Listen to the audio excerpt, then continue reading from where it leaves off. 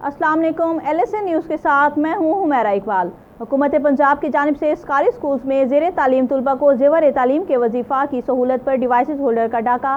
भावलनगर के नवाही मौजा टालीवाला के रिहायशियों ने एहतजाज करते हुए कहा।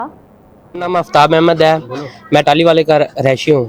मेरी दो सिस्टर स्कूल में पढ़ती हैं यहाँ पर, एक 8 क्लास में, एक 7 क्लास में। उनका वजीफ़ा आया 15-15 हज़ार रुपये। हमें 5,500 रुपये दिया गया है, बकाया हमें नहीं दी गया। मैं हुकूमत से अपील करता हूँ कि हमारी सिस्टरों का जो वजीफ़ा आया वो हमें पूरा दिया जाए और फजान और ताला पर कानूनी कार्रवाई की जाए।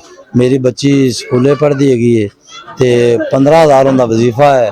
उन्होंने जी मैनू 5500 रुपया दिता है, बकाया उन्होंने कुछ भी नहीं दिता। तो लिहाजा मेहरबानी की जाए, इन्हों तो डिवाइस भी ली जाए तो इन्हों ते कानूनी कार्रवाई भी की जाए। अच्छा बोलता पाया जी टाली आया चो। हमारी बेटी पढ़ती है जी स्कूल में, 15,000 रुपया आया तो 5500 दिता ने जी।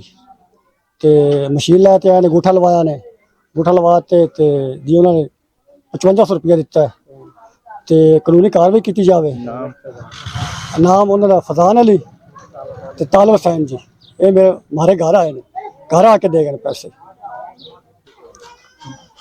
फजान ते तालब आए ने 6,000 रुपया दे गए मेरी बच्ची ने।